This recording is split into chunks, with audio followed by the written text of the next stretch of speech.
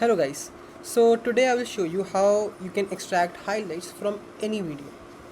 For that you have to go to Video Studio, click on extract viral highlights. Over here select any project that you want that you already created. I just select this. You can upload it from your local device or you can also import any link from YouTube. For this purpose I'll just use this option.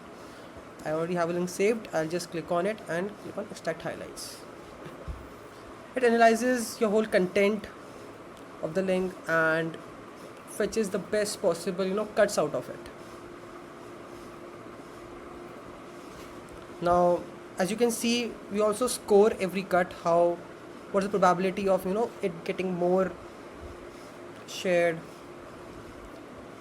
Now let's see, I want this one. I think this is the maximum one. I'll just click on it and click on process selected.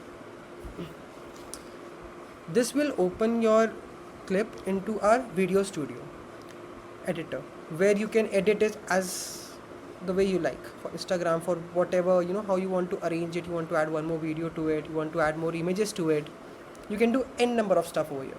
And after you're done, you can just click on export and download it in whatever format that you want.